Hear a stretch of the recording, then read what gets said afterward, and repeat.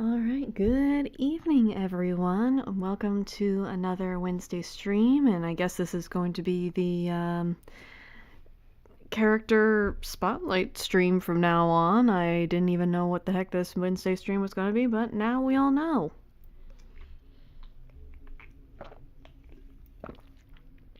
Sorry, it's been very warm around here. I guess the weather has finally picked up on the fact that it's spring and not still winter. So we got that going on. But anyways, since you guys decided to tie the votes yet again, I had to go on Google and do the coin flip thing. The coin has spoken. So today we are talking about Doctor Strange. Ooh. And I think out of all the characters we've covered I knew a lot about Solomon Kane, but I think Doctor Strange is the Marvel character I am most familiar with because I've read more-ish of his comics. But who knows, I might learn some new things too, because I just always find really surprising and weird facts down here. But before we get started with the biographies, let's do a short little video from a favorite of the channel, the Comics Alliance video. They did one of You Think You Know Doctor Strange, so let's see what we got. You know Doctor Strange? Well, here's 15 facts you may not have known about Marvel's Sorcerer Supreme. Doctor Strange made his debut in July 1963 in issue 110 of Strange Tales. He shared the title first with the Human Torch and later with Nick Fury, Agent of S.H.I.E.L.D. That's an odd team-up. Oh well. Strange was created in everything but name by Steve Ditko, the same guy responsible for Spider-Man's signature look. Ditko also created the character The Question, who started out at Charlton Comics and is now owned by DC. Yep. Doctor Strange isn't a codename. The character's real name is Stephen Strange, and he's a medical doctor. Writers and readers have often had trouble situating the mystical Doctor Strange in the spandex-dominated Marvel Universe. In 1969, Roy Thomas and Gene Colan tried to boost the book's flagging sales by giving Strange a more superhero-inspired look and a new secret identity. That looks awful. The book was still cancelled 6 issues later. In the 1970s, the psychedelic motifs of Doctor Strange made the character a favorite of Ken Kesey's Merry Pranksters. Kesey would probably have appreciated writer Steve Englehart and artist Frank Berner's creative approach to the series, too. The pair conceived more than one of their Doctor Strange stories while wandering around Manhattan on acid in the middle of the night. Yeah, that checks out. Also, I find it so funny that it's considered psychedelic, like the artwork is so psychedelic, the stories are so surreal, blah blah blah blah blah, and like Steve Ditko is like the most straight arrow creator on the planet. He's got a lot of cool magical knickknacks, but Doctor Strange's signature accessories have always been the Orb of Agamotto, the Cloak of Levitation, and the Eye of Agamotto, also known as the Eye of Truth. Dr. Strange hangs his mystical hat at 177A Bleecker Street in Greenwich Village, the actual address of writer Roy Thomas, who wrote the character during the 60s. Why would you use your own address in a comic book? That's like you're asking to be doxxed. The face of Christian singer Amy Grant appears on the cover of Doctor Strange number 15. After the issue's release, Grant sued Marvel for using her likeness without permission, claiming that any association with the occult would damage her reputation. Marvel settled out of court. That's fair. They probably should have asked her or gotten, like, someone else to be the face for that. Because, well, especially nowadays, you never know what people are going to use your likeness for, so... And if you're a Christian singer and you're being tied with a book that's known for dealing in the occult, yeah, probably not a great look. Before he became a sorcerer, Doctor Strange was a neurosurgeon until permanently injuring his hands in a car crash. He stumbled across his mystical mentor in Tibet while searching for a miracle cure that would allow him to operate again. Even in Earth 616, that's the main Marvel universe, Stephen Strange has been far from the only Sorcerer Supreme. Sorcerers Supreme of parallel universes have included Tony Stark, Hank McCoy, Bruce Banner, and Victor Von Doom. Dr. Doom is the Sorcerer Supreme of Earth-938. The Stephen Strange of Earth-938 is still a surgeon, but has robotic hands. Barring violence, Sorcerers Supreme are functionally immortal. Dr. Strange's mentor, Yao, held the title for about 500 years. In addition to cameos in other Marvel properties, Doctor Strange has starred in 2 movies of his own. A 1978 made-for-TV movie starring Peter Hooton and Arrested Development's Jessica Walter. Oh my god, that looks absolutely fantastic! It looks so corny, but it looks so fantastic. And a direct-to-video animated film released in 2007. Now that one I've heard of. The 1992 fantasy film Dr. Mordred was supposed to be a Doctor Strange movie, but the option expired before production began, so they changed the name. That's it for this episode of You Think You Know Comics. Make sure to subscribe, like us on Facebook, follow us on Twitter, and get the latest comic book news on comicsalliance.com. Oh my gosh, I am going to look up that 1970s Doctor Strange film. I wonder, actually, if is it on YouTube? Let's see.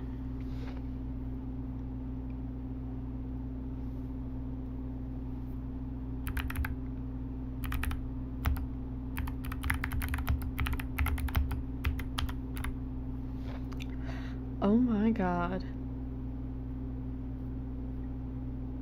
It is on. Aw. Movie review.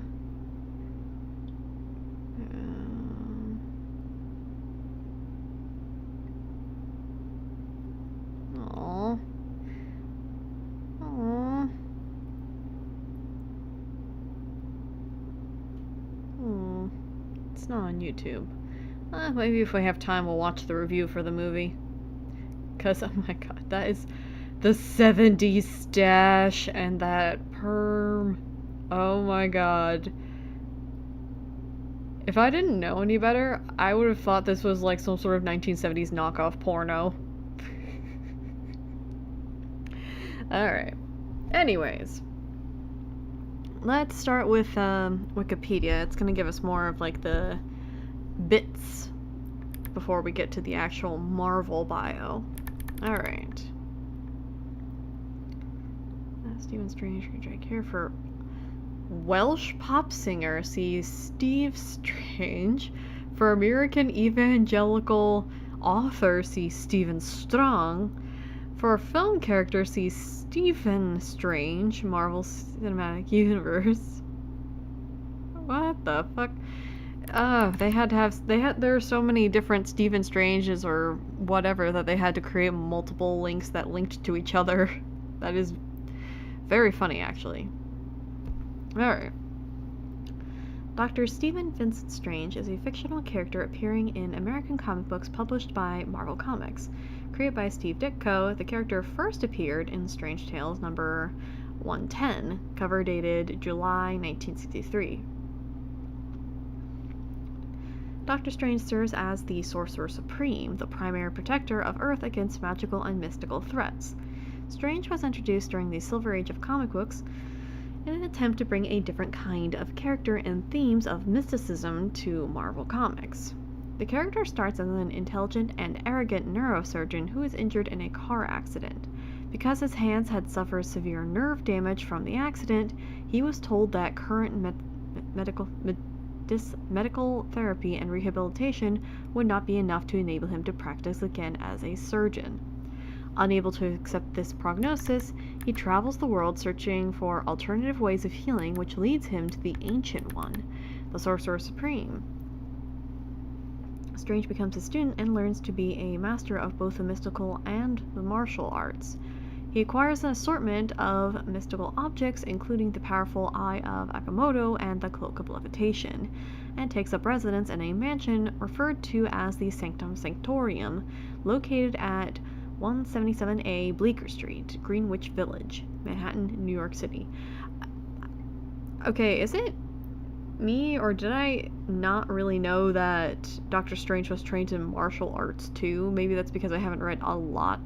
Like I said, I read the most-ish of Doctor Strange comics out of all the Marvel characters, but I guess I haven't been reading the right ones because this is the first time I'm hearing he's a martial artist too. But then again, to my in my defense, a lot of comics involving Stephen Strange just focus on the magic part and don't really focus on the physical part. Alright, Strange assumes the title of Sorcerer Supreme and, with his friend and valet Wong, defends the world from mystical threats. Alright. In a live-action adaptation, the character was first portrayed by Peter Houghton in the 1978 television film Doctor Strange.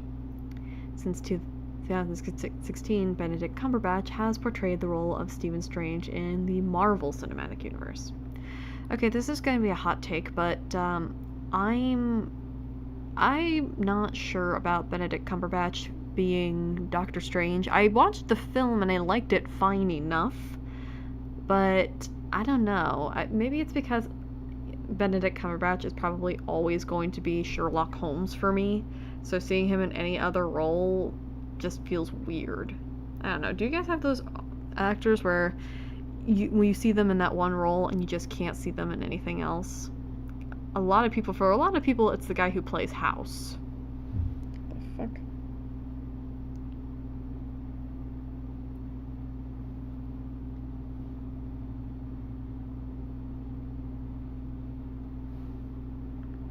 Sorry. Okay, so full name, Stephen Vincent Strange, team affiliations, Avengers, Defenders, the Illuminati, Infinity Watch, Midnight Suns, New Avengers, the Order. Yeah, he was one of the ones who shot the Hulk into space.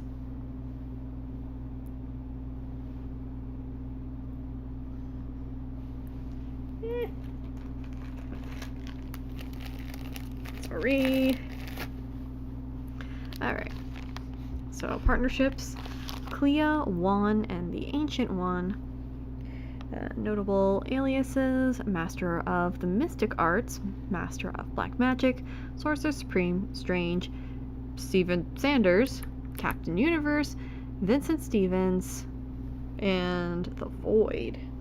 Oh yeah, that's right, he was the Void at some point. Alright. So, abilities. We have the Mastery of Magic and Martial Arts, Mystical Equipment Usage, and Genius Level Intellect. Alright, creation. Artist Steve Ditko and writer Stan Lee have described the character as having been originally the idea of Ditko, who wrote in 2008. On my own, I brought it into Lee a 5-page penciled story with a page panel script of my idea of a new, different kind of character for variety in Marvel Comics. My character wound up being named Doctor Strange because he would appear in Strange Tales. In a 1963 letter to Jerry Bales, Lee called the character Ditko's idea, saying, "Oh, so he doesn't take the credit for Stephen Strange. That's odd. I wonder..." Well, Peter Parker is the more popular character, so that's probably why he didn't kick up too much of a fuss for the crediting of who created Doctor Strange, like he did with Spider-Man. Alright. Well, we have a new character in the works for Strange Tales, just a 5-page filler named Doctor Strange. Steve Ditko is going to draw him. It has a sort of black magic theme. The first story is nothing great, but perhaps we can make something with him. That's a little backhanded. I promise I'm paying attention, it's just I was picking at something I shouldn't have and I'm bleeding. There we go. There we go. We'll figure something else about that later. Alright. Blood. It was Steve's idea, and I figured we'd give it a chance. Although, again, we had to rush the first one too much. Little sidelight. Originally decided to call him Mr. Strange, but we thought the Mr. bit was too similar to Mr. Fantastic. Now, however, I remember we had a villain called Doctor Strange just recently in one of our mags. Hopefully it won't be too confusing. So the whole naming convention was they wanted to do Mr. Strange, but I guess they decided to just go with Doctor Strange. So I wonder at one point when he they made him like an actual doctor before he had his neurological tendons fucked. Alright. Doctor Strange debuted in Strange Tales number 110, July 1963, in a split book shared with the feature The Human Torch. Doctor Strange appeared in issues 110 to 111 and 114 before the character's 8-page origin story in number 115, December 1963. His origin was later retold in Doctor Strange number 169, February 1968. Scripter Lee's take on the character was inspired by the Chandu the Magician radio program that aired on the Mutual Broadcasting System in the 1930s. Oh.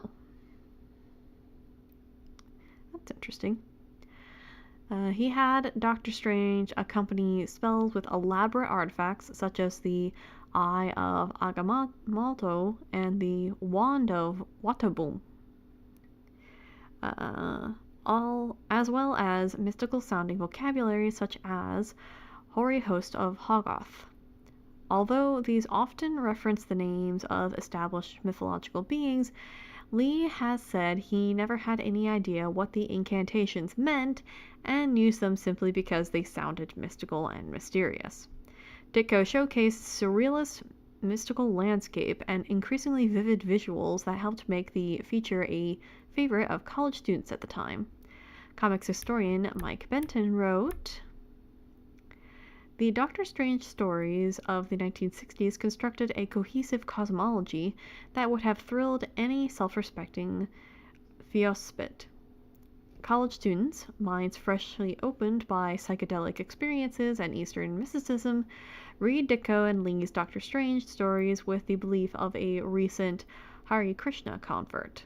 Meaning was everywhere, and readers analyzed the Doctor Strange stories for their relationship to Egyptian myths, Sumerian gods, and Jungian archetypes. I seriously doubt Ditko had any intention for any of that. He probably just wanted to make a magic man." Alright.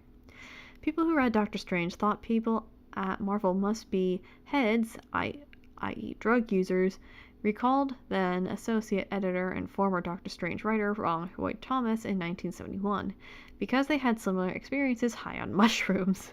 "But I don't use hallucinogens, nor do I think any artists do." Oh, there probably were a few, they just weren't out and proud about it. Originating in the early 1960s, the character was a predictor of trends in the art prior to them becoming more established in later counterculture of the 1960s. As the historian Bradford W. Wright described, Steve Ditko contributed some of his most surrealist work in the comic book and gave it a disorienting hallucinogenic quality.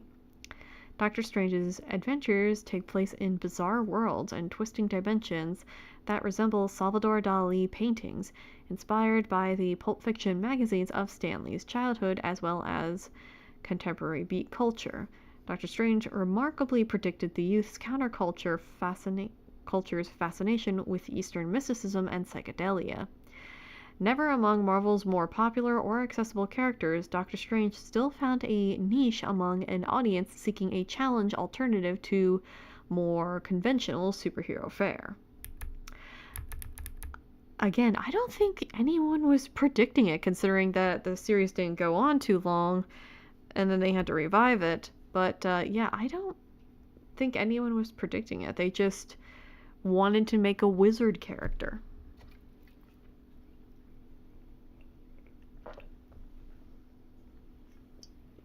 I need to start purchasing more LaCroix, because I am almost out of my LaCroix. I'm so sad. Alright. As co-plotter and later sole plotter in the Marvel method of scripting, Ditko took Strange into ever more abstract realms.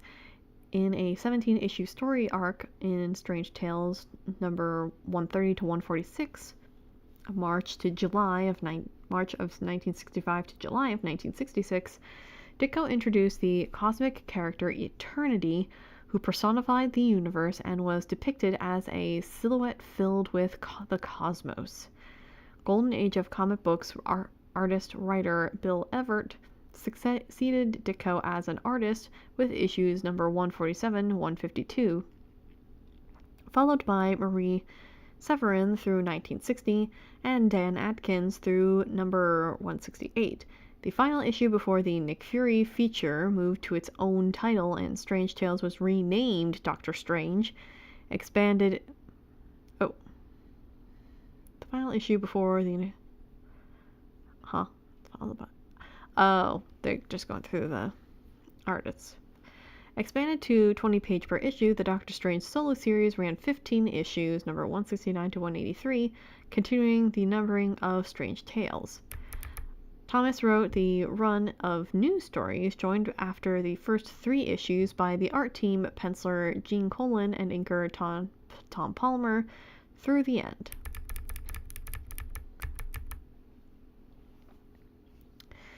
After plans were announced for a never-released split book series featuring Doctor Strange and Iceman, each in solo adventures. Strange next appeared in the first 3 issues, December 1971 to June 1972, of the quarterly showcase title Marvel Feature.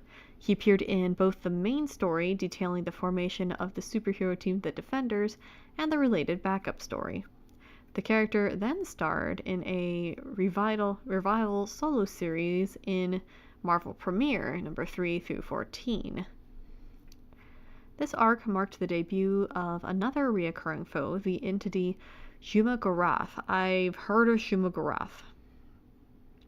Created by writer Steve Englehart and artist Frank Brunner, who took over as the regular creative team starting with Marvel Premiere number 10. Englehart and Brunner collaborated closely on the stories, meeting over dinner every 2 months to discuss the series, and their run became known for its psychedelic visuals and plots. In issues number 8 through 10, Strange is forced to shut down the Ancient One's mind, causing his mentor's physical death. Strange then assumes the title of Sorcerer Supreme. Englehart and Brunner created another multi-issue storyline featuring Sorcerer Sasneg, Genesis spelled backwards, going back through history, collecting all magical energies until he reaches the beginning of the universe, becomes all-powerful, and creates it anew, leaving Strange to wonder whether this was, paradoxically, the original creation. Stan Lee, seeing the issue after publication, ordered Englehart and Brunner to print a retraction saying this was not God, but a god, to avoid offending religious readers. Well, yeah, that I could definitely see that ruffling some feathers. According to Frank Brunner, he and Englehart concocted a fake letter from a fictitious minister praising the story and mailed it to Marvel from Texas. Marvel unwittingly printed the letter in Doctor Strange number 3 and dropped the retraction. What the hell?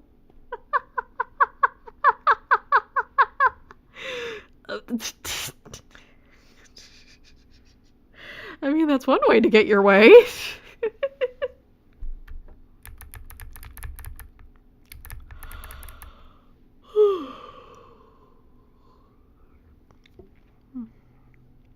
Due to the growing number of Doctor Strange readers, the Marvel Premiere series segued to the character's second ongoing title, Doctor Strange, Master of the Mystic Arts, also known as Doctor Strange Volume 2, which ran 81 issues, 74 to 87. Doctor Strange number 14 featured a crossover story with the Tomb of Dracula, number 44, another series which was being drawn by Gene Colan at the time. In Englehart's final story, he sent Strange back in time to meet Benjamin Franklin. Odd choice, but okay. Alright, 1980s. Strange met his allies Topaz in number 75 and Rintrah in number 80. The series ended on a cliffhanger as his home, the Sanctum Sanctorum, was heavily damaged during a battle. Among the losses were Doctor Strange's entire collection of mystic books and other important artifacts. As a consequence, Strange was now considered weaker, and several spells designed to protect humanity from vampires and the evil serpent god Set expired. Wait, Set? Like Conan Set? Well, Set is in the Conan universe too, so I guess that's not a Conan reference.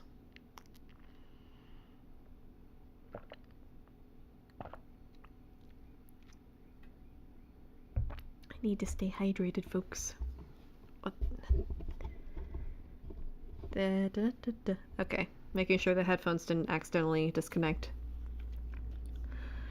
The title was also discontinued so that the character's adventures could be transferred to another split book format series. Strange Tales Volume 2, number 1 through 19, was also shared with Street Heroes Cloak and Dagger. This new Doctor Strange series resolved Strange's quest to reclaim his power and missing artifacts, as well as resurrecting the Defenders, who had died in the last issue of the team's title. Alright. Okay. 1990s. Okay, so that gives us a brief background there. We're not going to go through the whole storylines here, because now we gotta switch over to the Marvel bio. Alright, formerly a renowned surgeon, Dr. Stephen Strange now serves as the Sorcerer Supreme, Earth's foremost protector against magical and mystical threats. Alright, so we have his stats here. His durability is a 3. Energy is a 6. I wonder why it's not 7. Maybe it's like him compared to the other Avengers threats. Fighting skills 3. Intelligence 4. Speed 7. Are we counting teleportation as speed? Because I thought he had like a fairly average speed, but I guess if you count the teleportation, then it's pretty strong. It's fast. Bleh. Sorry. Alright. Strength number 2. Alright. Height 6'2" and a half. Okay. Weight 180 pounds. That's where I used to be about a few weeks ago. Gender male. Eyes gray. Hair black, white at the temples. Universe Marvel. Other aliases. Education MD and extensive sorcery training. Place of origin Philadelphia. Identity general public records. Regards Strange as an ordinary occult scholar, if not a charlatan. Alright, known relatives, powers, group affiliations.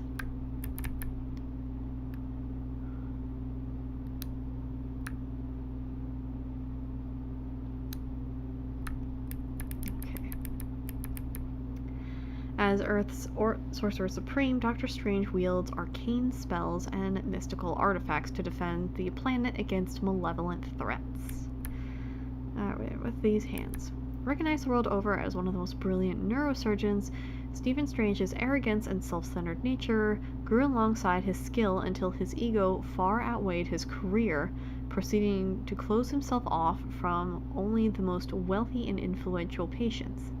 Everything changed for the man one fateful night when a near-fatal car crash left Strange with severely damaged nerves in both hands and a diagnosis of never being able to operate again. This is him coming to the Ancient One. Knowing his reliance on his medical abilities to support his affluent lifestyle, Strange began to seek a source of healing for his hands until the quest drained him of his resources, and he faced a dark and uncertain future. Having crossed off all grounded cures from his list, he followed a path of rumor and legend to Tibet for a more esoteric shelter. Oh yeah, the big reason why the Ancient One in the Doctor Strange movie, the MCU Doctor Strange movie, was a white woman and not a Tibetan man was because China got ass mad about the whole Tibet thing, because they're just mad that not every country wants to be China. So, yeah. Alright. There, in the high mountains, he met the Ancient One, a master mystic, and caught his first glimpse of a much larger universe. Strange embarked on a journey to learn the art of magic under the Ancient One's tutelage when he realized that the art of medicine would remain closed off from him forever. The former medico excelled at his lessons and grew to be as adept at spells and sorcery as he once was at surgery. The Ancient One saw in Strange a most gifted pupil, and after years of schooling him, presented him with powerful artifacts with which to protect the Earth from many and varied menaces. Returning to the West, Strange set up a new practice in New York City and settled into his destined role as a sage, an occult advisor, and a master of the mystic arts. Alright. Magic Man. Dr. Strange's powers and abilities originally stemmed from tapping into otherworldly entities and planes, chief among them the Vishanti, a triumvirate of powerful beings who granted magic users temporary access to their essences through spells. Strange called upon the Vishanti throughout his early years as a magician to aid him in his battles against various forms of magical dangers and creatures, culminating in him receiving the title of Sorcerer Supreme when the Ancient One relinquished it upon his death.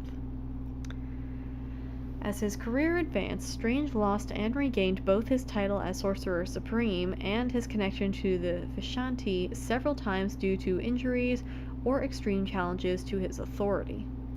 During these times, he sought other forms of sorcery to wield, including so-called catastrophe or chaos magic, blood spells, and demon possession. Ultimately, the Doctor has found himself returning to a more traditional wellsprings of magic after bouts with darker forms, each dalliance with the dark inevitably impacting him one way or another. Strange's primary artifact is known as the Eye of Agamotto, an amulet endowed with the might of the being it was christened for, and the ability to impart powers of light, truth, and planar travel, among others. In addition, the Doctor also makes use of his cloak of levitation to fly and maintains a sprawling library of mystic tomes in his New York home. Recently, he's taking up the ancient axe of Agarums for both offense and defensive purposes. I remember that from it was a 2017 or 2016-2017 run, where like this alien being came down to destroy all magic because he believed in science, but that doesn't make any sense. If he doesn't believe in magic and believes in science, then why would he even care? Whatever. Direct opposition. A man in Stephen Strange's important position is sure to create many enemies, and so it is expected that the Sorcerer Supreme may claim some of the most terrifying foes of any champion. Baron Mordo became Strange's first opponent when the two studied simultaneously under the Ancient One, and Mordo proved he cared more for selfishly gaining power than for helping others.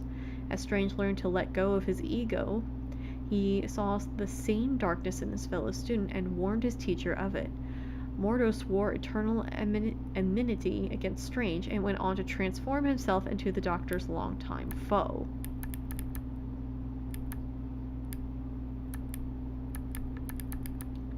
Perhaps the greatest and most powerful of all Strange's enemies is the dreaded Dormammu, a magical entity from another dimension whose lust for power and rulership over the Earth plane place him in direct opposition with the Sorcerer Supreme on multiple occasions. Strange has managed to defeat Dormammu at almost every turn, but sometimes by the skin of his teeth, owing to the Dread One's near omnipotent might of his own plane and his deft manipulation of earthly lackeys and sycophants. Blah. Oh, hey babe. My boyfriend's in the chat. Say hi to Tom. Well, I think it's just you and me, Tom. Thank you for making it.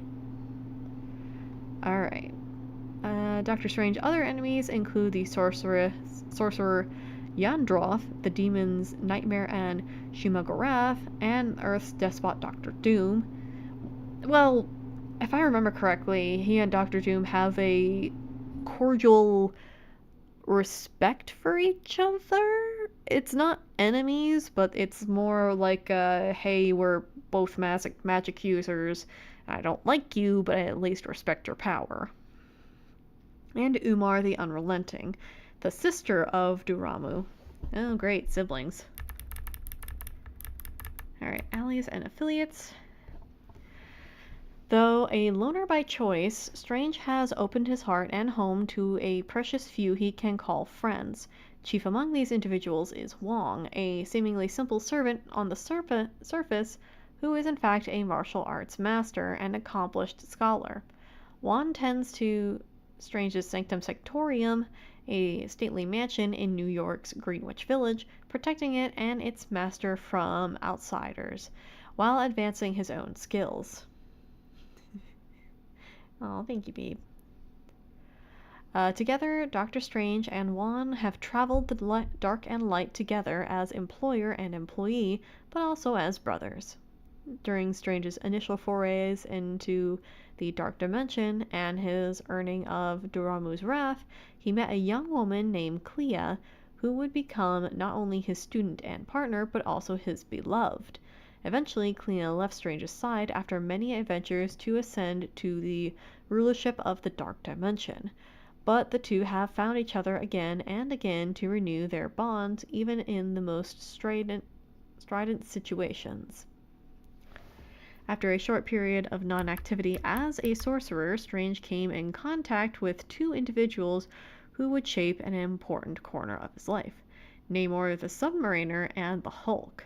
Together, the three men, joined soon after by the Silver Surfer as well, formed the basis of an experiment in teamwork known as the Defenders. A group of heroes formed by Strange to address missions on a sporadic basis and without any formal structure. Many versions of the Defenders followed the original non-team, with Strange at the forefront of a good number of them, as members came and went as they would. Oh, that must be Valkyrie in the back there. Neat.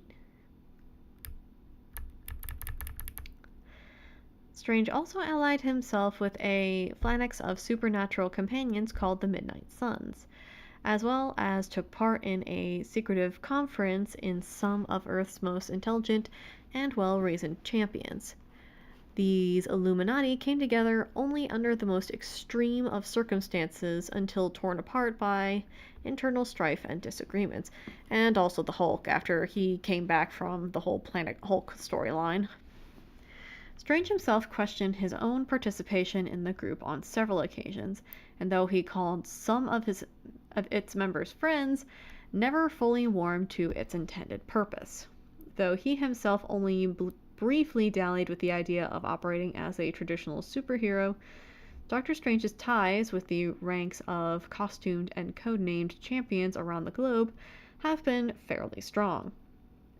In particular, his main team-ups with Spider-Man have produced a lasting friendship, and his relationship with the Avengers lend to actual membership for the Doctor in more recent times.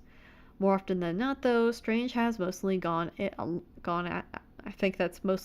at it alone, knowing well that his expertise as a singular mystical warrior makes for a sometimes lonely path. Yep, I remember that storyline. Chronicles.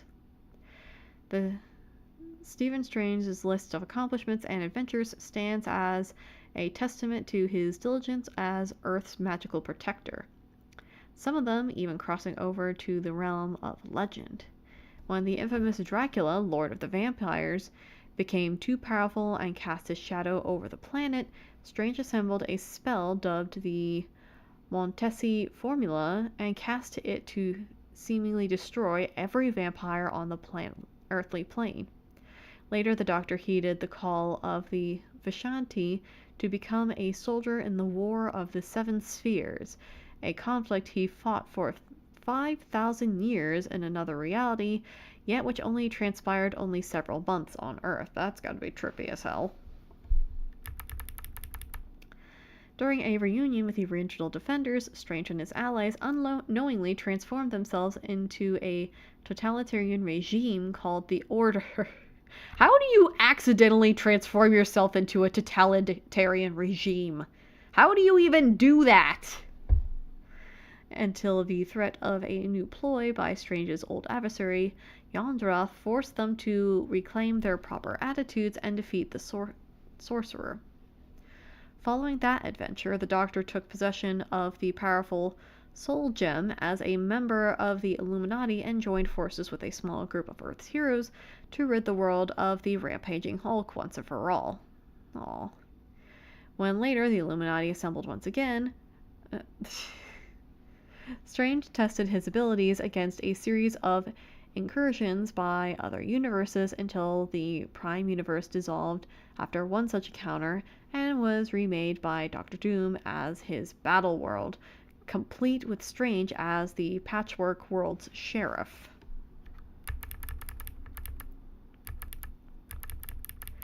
Alright, returning to his proper status as Sorcerer Supreme in the wake of Doom's defeat and remaking the universe, Doctor Strange continues his vigilance of supernatural threats and menaces to Earth while he hones his mystical abilities to fight them. Alright, so that just about does it for the Marvel bio side. I'm not going to get too into the movies because the movies are kind of the same, but I don't know, I don't know.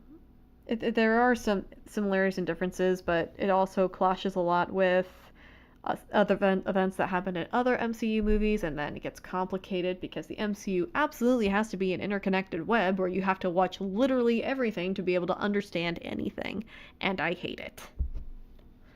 But, let's go. Alright, so I found this video by Canned Ideas. Who cares about Doctor Strange? Alright, I think we care about Doctor Strange, so let's give this video a watch. Lost, with no clue what the future holds, and aimless. I feel like these are the words that I would describe my feelings towards my life right now. I feel like I had a sense of direction or an idea for what my life would look like, but things changed, and circumstances changed. And now, that idea of my life is nothing more than a distant idea of the past. Unsure of my own future, I sit here wondering. This brings me to the character I wanted to talk about today, and that is Doctor Strange. Oh yeah, Age of Ultron is supposed to be the sequel to the Avengers movie, which was itself the culmination of the Marvel movies at the time. So that's the culmination of all the Iron Man movies, the Hulk movie, the Thor movie, and the Captain America movie. So you kind of had to watch all of those movies to get all of their character arcs before you watch the Avengers. And yes, it is a clusterfuck, babe. I feel like Doctor Strange relates so heavily to this idea of what we think our life should be, and how that can be flipped upside down. Stephen Strange was a man who was confident in his future and who he was. He was the greatest surgeon there ever was, and there was no question about it. He worked for the money and the praise, and to make his life even better, and to make his name even greater. He didn't really care about the people that he worked on. He mostly just worked on people who had the most money and can just inflate his career and make his career even better than before. Until he went speeding off the side of a hill, which would cause his hands to be destroyed. Something that I really liked about the comics that wasn't really mentioned in the MCU is that Doctor Strange could have easily been an assistant or performed some other medical duties, but he refused to because he wouldn't be the center of attention. He would then lose his fame, his money, and would be aimless, and he had no idea of what the future held for him. Desperate and out of options, he would go searching for the Ancient One, who was said to cure anything. When he found the Ancient One, he found more than just a cure for his hands, but a whole new world. He was trained in the ways of magic and would then use this magic to protect the world from threats from every dimension. I really like this turn that Doctor Strange has. It's so easy for us to see life as this one path, this one choice, this one future. We find comfort in the repetitive day-to-day and in the idea of having one goal in life and one purpose. We often think that we're supposed to do one thing for the rest of our lives and that everything else will go according to plan, and it never ever works out that way. Doctor Strange was a man. I think it's more to say that with Doctor Strange, it's not so much nothing will ever go to plan. I think it's more of you can't count on everything to go perfectly for you all the time, and even when things do kind of go to shit for you, that doesn't mean it's going to be the end. That there is always a chance for you to remake yourself. I think that's more of the lesson of Doctor Strange. Not that nothing ever goes to plan. It's just, sometimes shit happens and you can find a different path for your life. Who was sure of himself and his life, and yet when he lost the one thing that he was good at, he crumbled. He fell off his high horse and fell from his place of comfort. Okay, a panel that I really liked was one where Doctor Strange says this quote: "There is not more dangerous to man than the deadly paralysis of his own self-pity." This quote honestly was heavy and could really just describe Doctor Strange's whole thing about how it's so easy for us to just get stuck in this place of self-doubt, self-pity, and just stay there. And that's the hardest place to get out of. In a time where people seek comfort, they seek money and happiness out of money and fame, what is left for a person who has none? I love how Doctor Strange tried so hard to control his life, and it still crumbled. So what happens after that? Life isn't meant to be one track. Life is your story, and stories change. It's pretty common to see Doctor Strange reflect on the man he used to be, on how life felt so much easier back then, and how the pain of losing his hands was great, and his life changed for the better. How this event made him into the man he is today. He became selfless. He began to see the people around him, the world around him. It was no longer what the world could do for Doctor Strange, but what Doctor Strange could do for the world. Doctor Strange's purpose changed, but so did his heart. It wasn't an easy process, nor a fun one, but the things that he experienced made him into who he was, and the same thing goes for us. There might be bad things, there may be good things, but all of these things together make us to the person we are today. Also, through my time reading Doctor Strange comics, I really did enjoy the magic, the mystical aspects of the character, and the trippy-ass scenery. Stories that he has. His comics aren't afraid to go into very weird and very interesting places. Places that have cool monsters, just cool. He kind of looks like Vincent Price in this one painting. This is Alex Ross's, right? Artwork, right? But he looks a lot like Vincent Price. Concepts. They go into the astral plane. They go into nightmares. It's all this cool stuff. And honestly, it was just, the visuals are always so cool. Especially I like the old art of the old Doctor Strange comics. I just like the way the yellows and the weird color dynamics. It just all looks super cool. And if you ever wanted to get away from the Marvel Universe's kind of repetitive, a hero in New York or a hero in a city, Doctor Strange is the perfect escape for that, because his stories feel so unique and so different, and it was honestly just a nice change of pace from the very realistic stories that happen in the Marvel Universe. His stories were very realistic. I mean, I wouldn't. There's a lot of words I would use to describe the Marvel Universe. Realistic isn't one of them.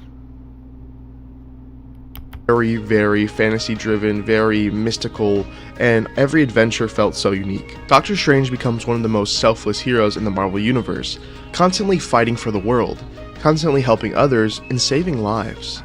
There has been multiple occasions where Doctor Strange has given up the mantle of Sorcerer Supreme in order to save the world. He is often ready to sacrifice himself for the greater good of Earth and will stop at nothing to protect the people of Earth. He takes his role very pridefully and always wants to protect people and help them. He is always quick to remind people that he's a doctor and that he took an oath to help people in need.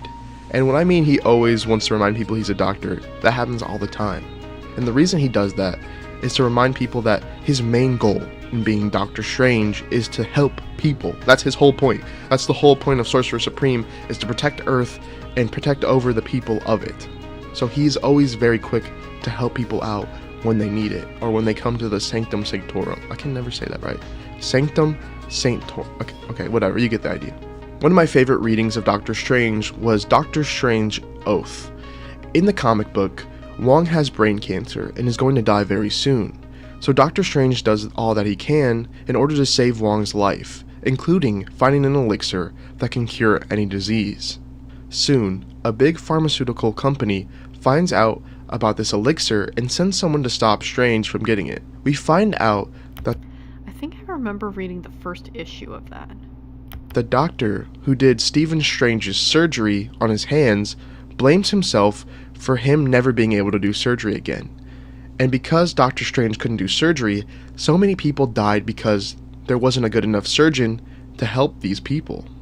So he went looking for ways to help Doctor Strange get his hands back, and ended up finding the Ancient One as well, and learned basic magic.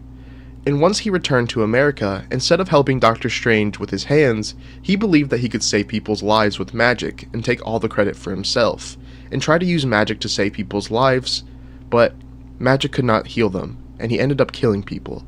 This whole story just kind of shows us a what-if version of Doctor Strange. Like, what if Doctor Strange had gone, learned magic, and came back still that selfish person, still wanting that fame, that fortune, that glory, and he went back and tried to use magic to heal people. It almost shows us that's what the other Doctor is. He tries to come back and take all the fame and glory for himself, and it ends up hurting more people.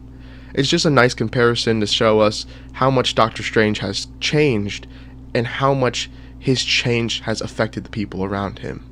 I always love that trope in writing where it's like after the hero goes on their journey and they've grown and they come across either a rival who's basically who they were at the beginning, or someone they meet along the way whose personality wise was what the hero was at the beginning, and you can see like the stark contrast with how the hero used to be versus how they are now. And it's one of my favorite writing tropes.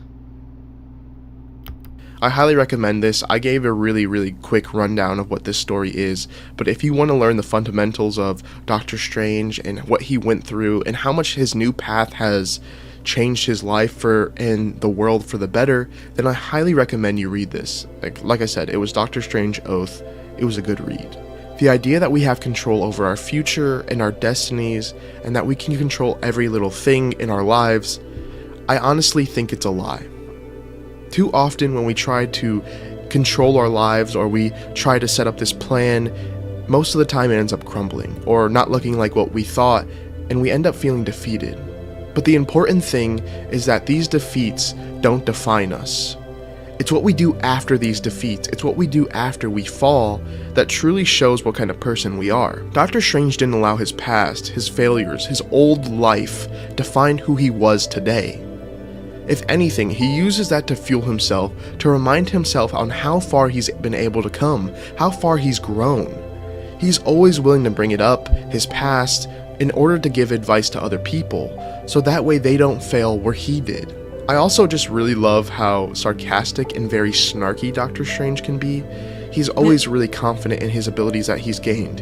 He loves being the Sorcerer Supreme, and he put that pride and ego from when he was a surgeon into being Doctor Strange, like the Sorcerer Supreme. It's not this same prideful snarkiness, it's this new, I don't know, it's a nice like snarkiness. It's the confidence in your... It's the Marvel snarkiness. Let's be real, it's the Marvel snarkiness. That's in pretty much all the Marvel characters in one way or in another. Even characters like Doctor Doom have that snarkiness depending on which depiction you go with. Yourself And honestly, that's one of the things that Doctor Strange always has. He always has confidence in himself about whatever he goes up against. And it's just a really nice change of pace to see a hero who is honestly just so sure of himself. Sometimes that can be a helpful thing, I feel like. To limit yourself, to believe that your life is so small that in the face of a challenge, it's all over. To believe yourself to be so weak, to believe that you are so small and that you were only made for one purpose. Get up. Get up. People are waiting for you. People are hoping that you arrive, and your life is yours. Your future, your purpose, it's more than just a job. It's more than your money. You're more than your fame. It's beyond all of this. I think we're done with the moral lessons, but I think that's a pretty good movie. Hey babe, you still with me? Because, we found a very, very funny fact. Apparently, before the Marvel Universe, or Cinematic Universe came to be, there was a 1978 movie of Doctor Strange.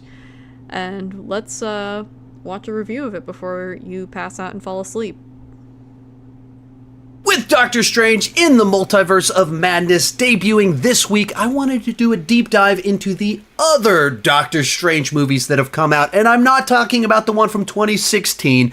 I'm talking about the other more obscure ones that people don't talk about so much. So today we're talking about the 1978 TV movie, Doctor Strange.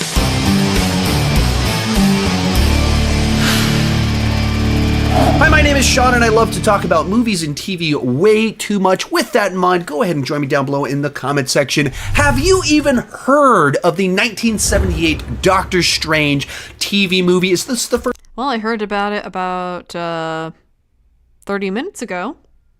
time you're hearing about it? And if you have seen it, what do you think about it? And let's get started with the background for Doctor Strange 1978. And essentially, this movie was created to be the pilot for a TV show. If the movie had done well, we would have had a Doctor Strange TV show back in the 1970s. Back in the late 70s. That would have been absolutely fabulous. That would have been fabulous. CBS was optioning a bunch of Marvel properties and trying to turn them into TV shows, and they did have some success doing this, in particular with The Incredible Hulk. It was a big hit show that ran for 4 different seasons and established Lou Ferrigno as kind of this cultural icon as the Hulk, Bill Bixby as David Banner, not Bruce Banner, and that show also went on to have a series of TV movies that ran in the late 80s and early 90s, and so it was a big hit. It was highly influential, and to the extent that it was a big influence on the Incredible Hulk movie that it is within the MCU that stars Edward Norton. Also, there was a short-lived Spider-Man TV series that also had some of these TV movies that came out, and then it ran for, I believe, 13 episodes. And if you only run for 13 episodes, you're not quite as successful. Not quite as much of a hit, but at least it did get a series run. And growing up, I watched a decent amount of the Incredible Hulk show. Oh my god! That I think even when it came out on DVD, I did buy several of the DVDs and rented some from Netflix when Netflix was a DVD service through the mail. And so, Hey Tom, have you seen any of the Incredible Hulk live-action TV series? Because I haven't. I've seen clips of it, and it looks corny as hell. And I know they have a much bigger emphasis on environmentalism in that one. I've seen quite a bit of the Incredible Hulk. I've seen significantly less of the Spider-Man show, and I checked it out. He fell off the building so casually. I was aware of its existence. It came on television, saw a few things like, oh, Spider-Man, and it didn't have, wasn't nearly as good of a show as the Incredible Hulk. The Incredible Hulk was essentially The Fugitive, which was a gigantic hit TV show in the 60s, and then it was a gigantic hit movie in the early 90s with Harrison Ford, and that's what the Hulk was. It was also very similar to Kung Fu that came out about 5 years. I've always wanted to watch it. I like low. Alright, maybe we can find episodes on it sometime, Tom. I'm sure there are plenty of free episodes somewhere. Years before it came out, about this well-intentioned person that kind of has to wander. In each episode, they wander to a new place where they help people, and inevitably somehow the Hulk is important to this journey of helping this person, this community, whatever it is. And that's what The Fugitive was, that's what Kung Fu was, that's what The Incredible Hulk was. And Spider-Man, it just didn't seem like they had that hook. It didn't quite work with where the technology was at, what you could do with special effects, the nature of Spider-Man. It just didn't work. With the Hulk, you could get a bodybuilder and paint him green and have him throw boxes, climbing buildings and swinging. The Spider-Man stuff, it's just more difficult to do, so the show didn't work. But they tried one more time. Oh my god. Oh, that's a costume. That is a costume. And those eyes are a choice.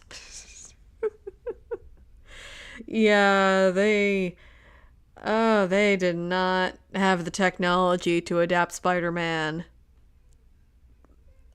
as he should have been adapted. They did not have that. Yeah, camp was perfected back then. It was the late 70s, soon to be 80s. Time to make this happen, and they tried to make a Doctor Strange film. And Stan Lee was even very involved in the production and has very positive things to say about his experience working on it. He enjoyed working on the production, but whenever it debuted, the ratings were horrible, and it wasn't particularly well received either. So it was just kind of like this flash in the pan of like, let's try Doctor Strange 2. Let's see how the movie does. And then they put it out there, they tried it, and it didn't work. With that said, let's talk about why it didn't work. So this was a first time watch for me. I watched it just 2-3 days back, and simply put it, it's not very good. Some of that's the obvious reasons that it's a 45-year-old Doctor Strange TV movie. Doctor Strange involves magic, and what you could do on a TV budget back in the late 70s, it doesn't look very good. It hasn't aged well, and so it just doesn't translate. There's certain types of things when you're trying to do special effects on a budget 45 years ago,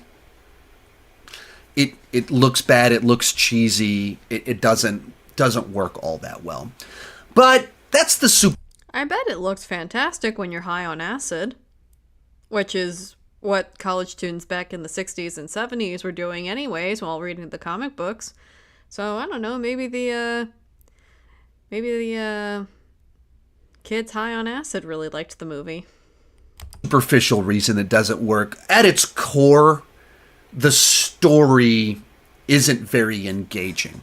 And they remove several of the things that kind of give some weight and intrigue to Doctor Strange. So in this version, Doctor Strange works at he's a psychiatric doctor. He's a therapist of sorts. That's interesting. Let's see if we can get some clips of it. I want to see clips.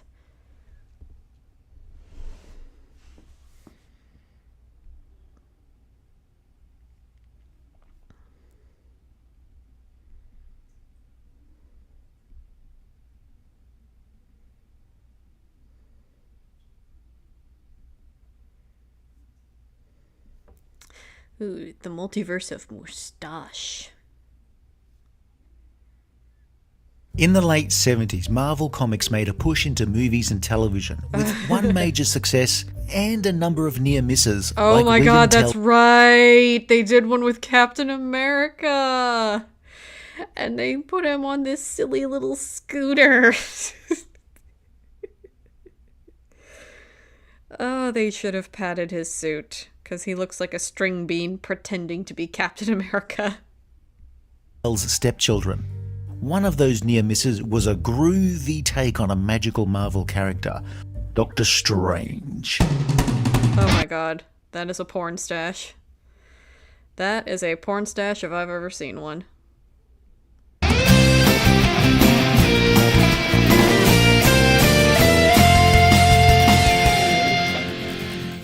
Doctor Strange, created by Steve Ditko and Stan Lee, first appeared in comics in 1963 in a book entitled, appropriately enough, Strange Tales. Dr. Stephen Strange was an Oh yeah, the plexiglass deal. I noticed that shield. I did notice that, and I was about to say something, but then it passed, so...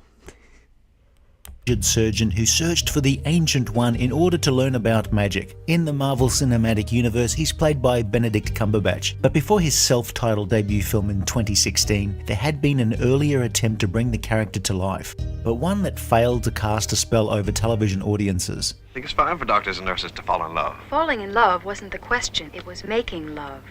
Oh. After What the hell was up with that audio work? already having brought to life TV versions of Spider-Man and The Incredible Hulk, Doctor Strange was up next with a 1978 telemovie called, funnily enough, Doctor Strange. Created by writer Philip DeGuerre, Doctor Strange was a 90-minute television movie for CBS that was intended as a pilot for a weekly series. Dr. Stephen Strange is a psychiatric resident who is very quickly established as someone screwing everything in sight. Like Oh my god, it is a porno. It's the porno, but without the sex. that one screwdriver in your toolbox. It's because of the mustache and the perm. That's just what happens when men get that certain mustache and perm back then. They just become porn stars. And they tried to do that with Doctor Strange. With the worn down head. Lipstick on your cheek. And I can smell her perfume. It's not very expensive perfume. That's because I gave it to her. Meanwhile, Morgan Le Fay Not something to brag about, dude. has been tasked with defeating the good sorcerer Lindmer. He's actually a sorcerer supreme, which means he's top dog in terms of sorcery hierarchy. Though he does tend to work out of an office in his attic, so maybe the sorcerer game is not something you get into for the loot. Lindmer feels the time is near when he will have to bring Strange up to speed on this whole magic bizzo. The Enchantress, Queen of the Sorcerers, the Dark Queen. Morgan Le Fay has 3 days to deal with Lindmer, or failing that, convert his soon-to-be apprentice Stephen Strange. Destroy! Oh, wait, so in this version, Doctor Strange knows the Ancient One? And I guess this makes this the original time where the Ancient One got whitewashed. Though I doubt China had anything to do with this one. This was just regular old whitewashing, not politically motivated whitewashing. The old man, before the powers are past. The barriers are crumbling. Morgan is to be the first of the Dark Ones to cross the threshold. Morgan briefly takes over the body of a student, Clea, in order to try and kill Lindmer, but he survives unharmed, possibly because he tagged in a stunt double.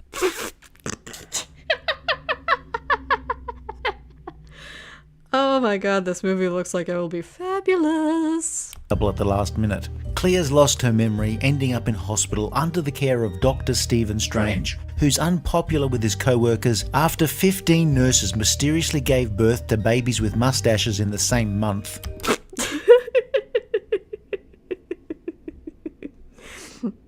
Strange has a dream flashing back to a possessed Clea trying to kill John Mills' stunt double.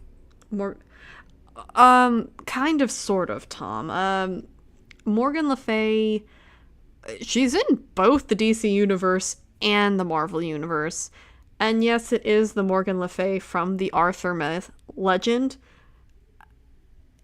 There is a difference between how she's portrayed from the Arthur myth to the comic book version.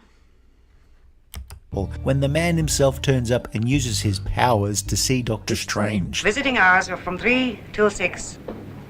May I come in? Call me old-fashioned, but should I ever need, psychiatric help again, I wouldn't be filled with confidence with someone called Doctor Strange. Lindmer finally lets Strange in on the secret that Strange has secret powers. You've been gifted with a clear mind and a love for humanity, hence your choice to become a doctor. Also, some latent talents, which even you are not aware of yet. But he's a rational man and doesn't seem too keen on admitting magic is real. A quick trip to the astral plane to rescue Clea's mind, and Strange seems to have at least accepted a possibility, but he's not interested in pursuing magic as a career, despite having...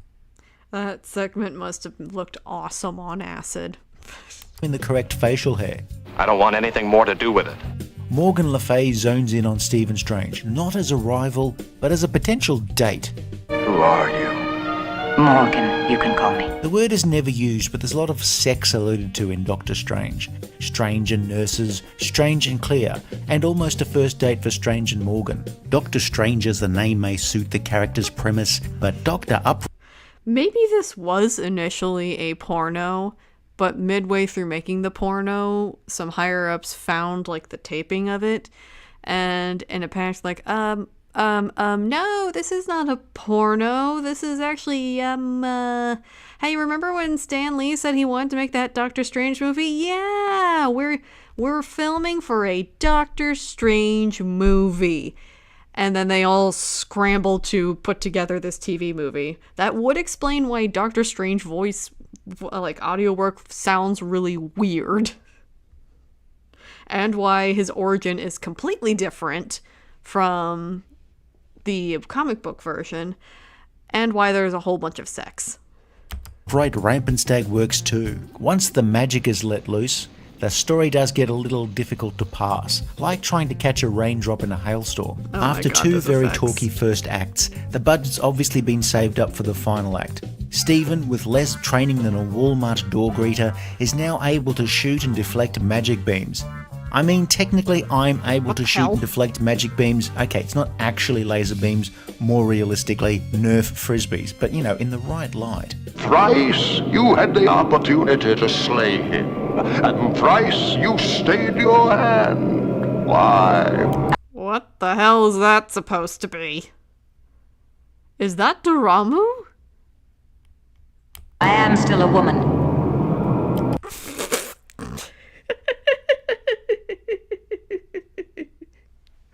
I got a level with you, Master. I really want his dick. And the man attracted me. Oh my God, it really was that! Oh my God. Well, it's thirsty work. Her employer is unimpressed, which is ironic since the stop-motion work here is itself unimpressive. While it's generally well-made, visually interesting and full of good performances, it doesn't make a lick of sense most of the time. Like someone No, it does not fit the monster at all, babe. who's been testing crash helmets in a part-time crash helmet testing gig over Christmas to make some extra cash in order to fund a vacation and a sudden increase in the need for industrial-strength aspirin. Stephen travelled along the astral plane with some groovy slit scan effects, but his safety harness is hidden about as well as the option to cancel a subscription. Without training, he seems to do a pretty decent job as a master magician. You know, I'm not trained in magic at all, but I think I could work out how to saw someone in half. But without a few hints, the second part of the trick would be much more difficult. Linma's friend and valet Wong is there, but he doesn't really do all that much. Clear's amnesia hasn't affected her libido, and Stephen Strange, having been her doctor, doesn't seem to impact all that much on their relationship. I mean, ethically, it's a grey area, like the winner of the 1987 Chernobyl Lawn of the Year. Are you asking for one? Would you like one? Peter Hooton's Disco Doctor Strange is an idealistic doctor, the sort who butts heads against the more experienced staff, who are of course relatively incompetent compared to Doctor Strange. John Mills appears in an attempt to class up the joint, but he seems to have a tenuous grasp on the material. Clive Kusatsu does his best with the ultra-slim material for Wong. Eddie Benton does the sort of role that all 20-something actresses would land in this era, the love interest for the lead. And as the character who spends most of the time not knowing what's going on, she at least doesn't have to fake it like everyone else. Of course, it's really dumb. Of course, Eddie Benton is better known by another stage name, Anne-Marie Martin. But it's Jessica Walter who really steals the show as Morgan Le Fay. She's so utterly believable as someone not necessarily super evil, just trying to please her master so he doesn't make her old. What? Okay. film ends with a tag scene setting her up as an ongoing foe for a continuing series, if one was to eventuate. Writer-producer Philip De Geer also directed the pilot, and visually it's rather better than the standard for a TV movie at the time. Despite being set in New York, it's clearly filmed in Los Angeles, mostly on the Universal backlot. The Bleecker Street residence seems a bit cramped for such a mighty sorcerer. It looks cheap as hell, too. But its weird look is cool. On the other hand, if you were looking for the lair of a powerful wizard, this is obviously the place. It's as obvious as the last piece of a jigsaw puzzle. Another standout. The clip from that one show, I think I know what you're talking about. It was the one where the guy accidentally turns himself blue, right? Arrested Development, yep. That element was the groovy, progressive rock psychedelic soundtrack, and it really fits the show very well. On its original screening on CBS, the movie rated really poorly, and any thoughts of a continuing series ended there and then. De Geer would write for a lot more TV shows, but as a creator, his most notable success was the still-to-come 80s detective series Simon & Simon. The late 60s and early 70s had seen a resurgence in interest in occult, gothic horror, and supernatural themes, but that interest had petered out by the late 70s. Perhaps Doctor Strange might have found a more receptive TV audience 6 or 7 years earlier, or maybe better in the 90s, once genre television had more or less moved off the major networks. The 1978 Doctor Strange is an odd bird, since I can't see this appealing all that much to kids. It definitely feels something skewed towards older viewers. But at the time, I don't think it really occurred to people at networks that adults would like a supernatural fantasy series. It's a little all over the place, but the fact that this didn't go to a series was actually a shame. It's a worthy addition to the vault of almost. The following year, there would be not one, but 2 telemovies attempting to bring to life another classic Marvel character. Oh my god, the helmet.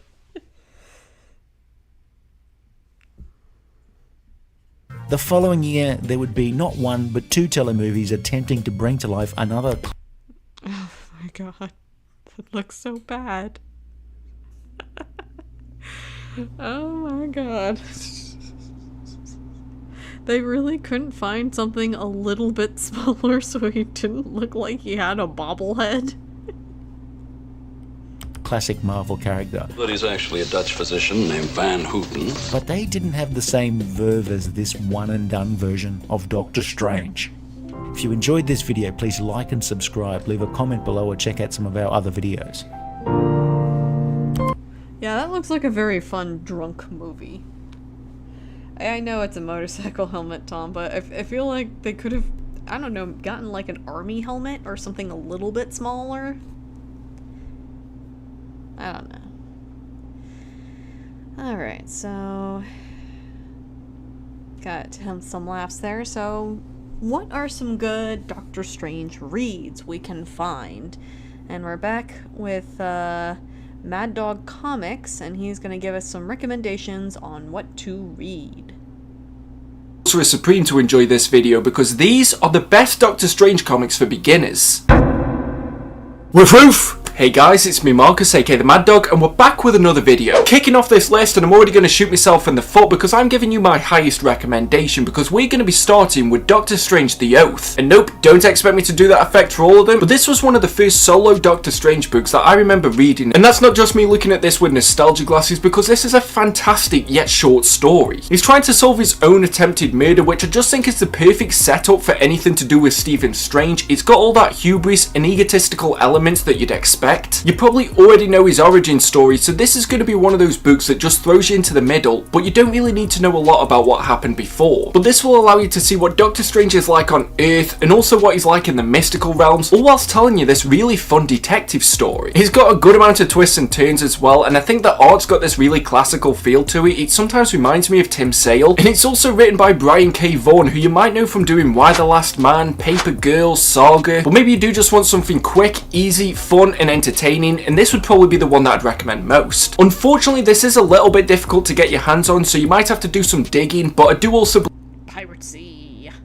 believe that it's available on Marvel Unlimited, so you could probably start reading this today. But if you did want the origin story of Doctor Strange, there's 2 books that I'd recommend to you, and the first one would be Doctor Strange Season 1. I'm not sure if they officially just changed the name to it, but it seems like it's often just referred to as Strange Origin now. And this line was really interesting because it was a series of books that was supposed to get people into these different characters. So this is everything that you would need to know to catch you up on who Doctor Strange actually is in the Marvel Comics universe. Obviously, yeah, it's not going to tell you absolutely everything, but you could read this and then pretty much jump into any other Doctor Strange title. But for a line that was supposed to get people into comics, I think it'd be stupid of me to not recommend this. Do I think it's the greatest Doctor Strange story of all time?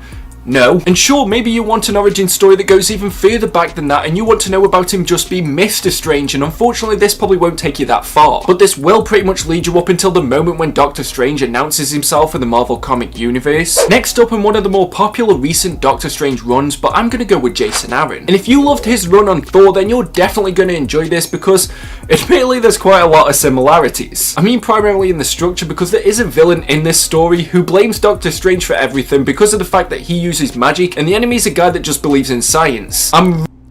Which again begs the question of, if you only believe in science and find magic to be useless, why are you even threatened by magic in the first place? Like, if you genuinely don't think that magic could be helpful, then why should it even matter to you? But then again, I think, if I remember correctly, this one miniseries, it was supposed to be like a commentary of atheism versus faith. So it's been several years since I've read this series, so don't quote me on that.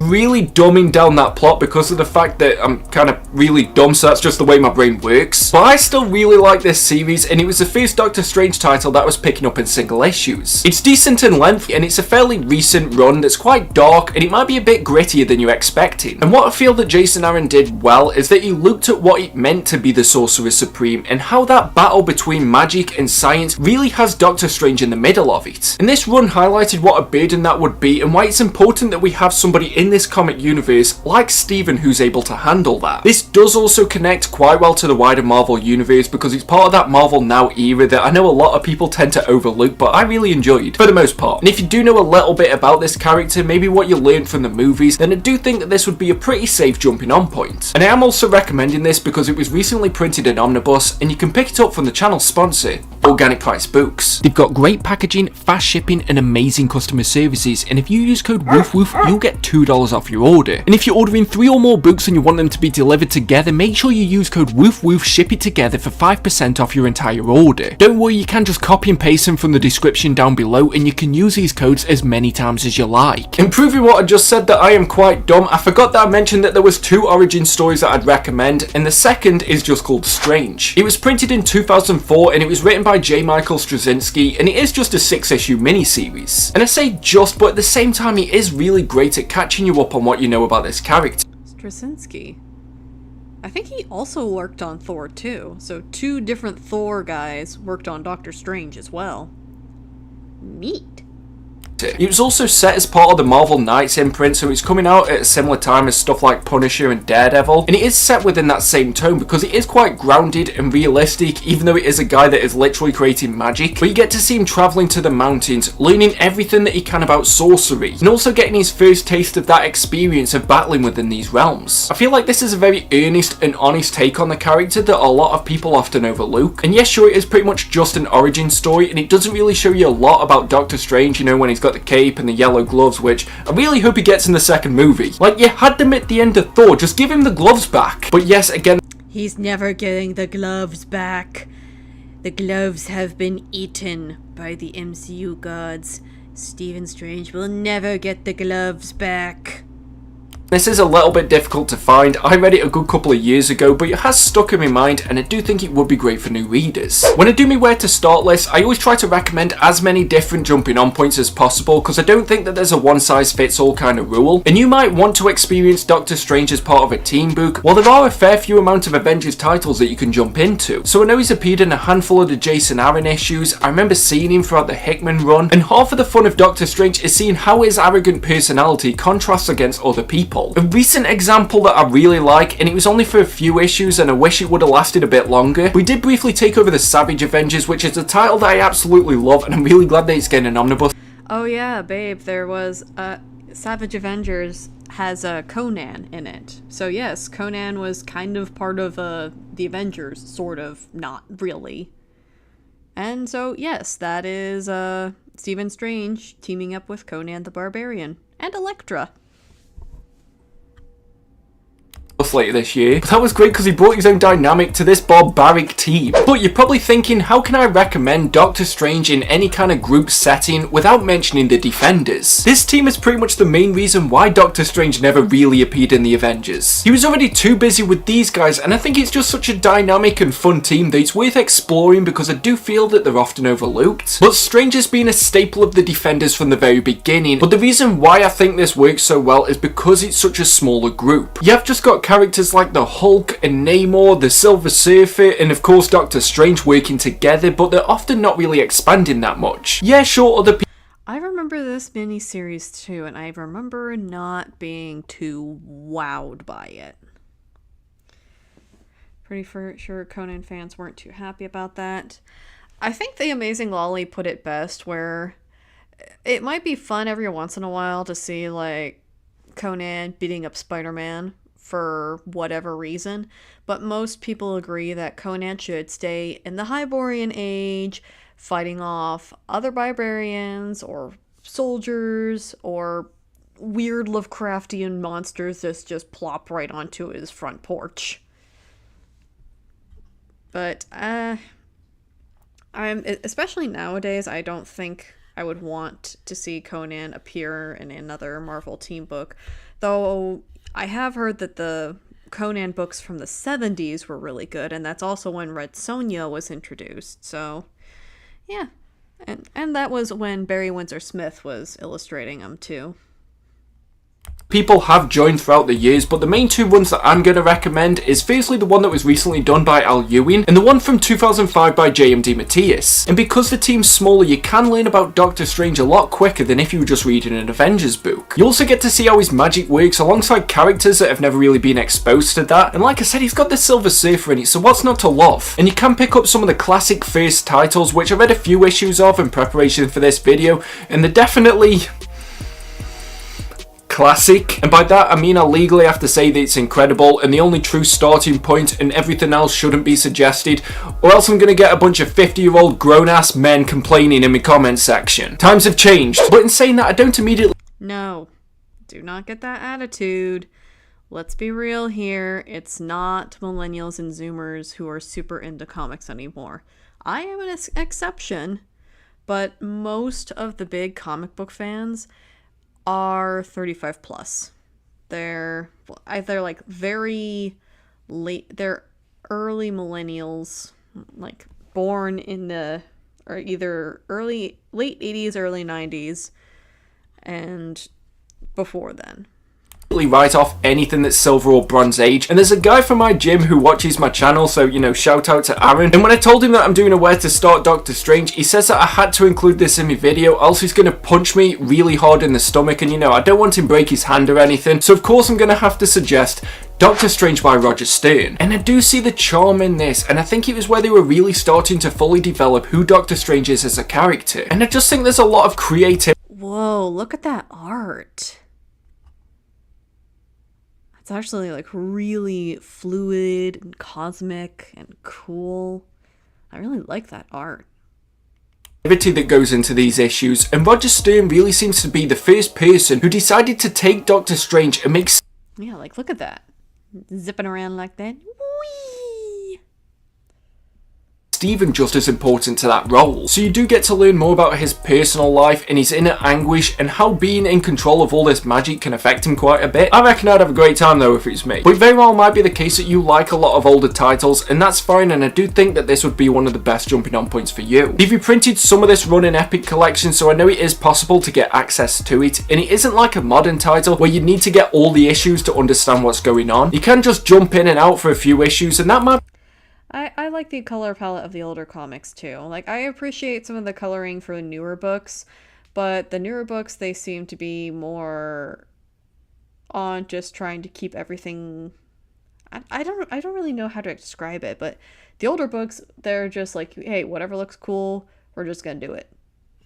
Might be what you need, so that's why I'm going to put it on this list, and because I don't want to get punched in the stomach. People are looking for very different things in the comic community, and you might be somebody who really likes events. You're quite lucky because any big universe-spanning event does normally include Doctor Strange in some capacity, but the one that I'm going to recommend is World War Hulk. That's because he actually had a more personal involvement in this, and you actually might really like Hulk comics. And side note, if you want to know where to start reading the Hulk, I've already done a video on that. So if you want a story where you don't really mind seeing Doctor Strange being painted as a bit of an antagonist and following the Hulk for the most part and seeing a little bit of what Doctor Strange can do, then why not give this a go? I'm not saying that this is my #1 recommendation, but at the end of the day, comics are supposed to be enjoyed. And if Hulk waging war against the entire planet, which apparently is contained all the way to just New York, and having Doctor Strange involved in that is something that sounds like it'd be for you, then give this a go. The main event's pretty decent and enjoyable, and the side stories are, you know, they vary. Another non-Doctor Strange book that I'm going to recommend is Ultimate Spider-Man Ultimate Knights. This also got a nod in me where to start Moon Knight because I just think that this is a great starting point if you don't want to jump into a Doctor Strange book. And I know that that might sound counterintuitive to the purpose of this video, but at the end of the day, you might already be a Spider-Man fan, because I think that these ultimate interpretations of Marvel characters that you might already know are really great jumping on points. And if I'm being honest, Doctor Strange was one of the ultimate characters that they took the least risks with. He's still authoritative, he is leading a team and he's going against the Mafia, and he really gets irritated by Peter, so you know, it all checks out. I can't lie though, I know I'm biased, I think Ultimate Spider-Man is just the best. I even made a video talking about it. Next up, and back to some pure Doctor Strange goodness, I'm going to recommend Doctor Strange Sorcerer Supreme. If you want a very meaty series that you can proper sink into and... I really like that cover too.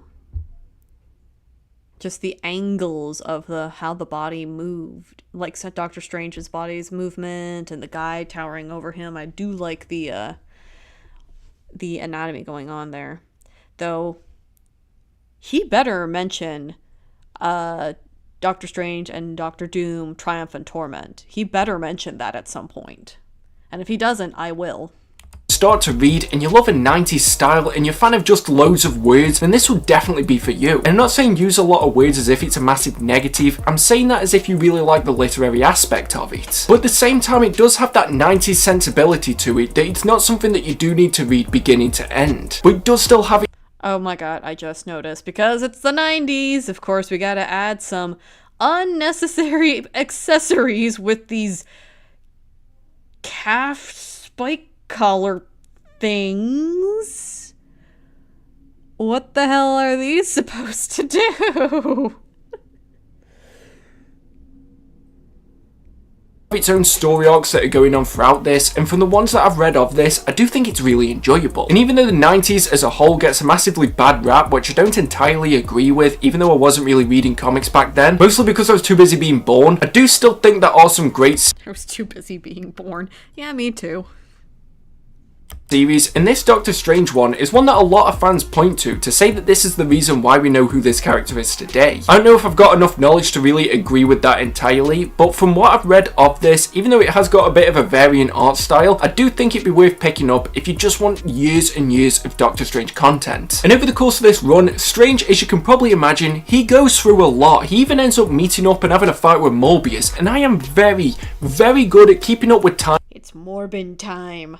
And knowing what people like, and at the moment, seems like people are liking Morbius, I think. Now I'm going to be recommending a few Doctor Strange runs, which might be a bit controversial, but the first one is written by Donny Cates. The reason why I say this is because it isn't even initially about Doctor Strange, but these were the issues that followed up after Jason Aaron, so maybe if you're looking for a second book after picking up this omnibus, this would be the one that you need to get. But Loki is now the Sorcerer Supreme because it was those couple of years where literally everything had to revolve around Loki. Great times. And admittedly, this will throw...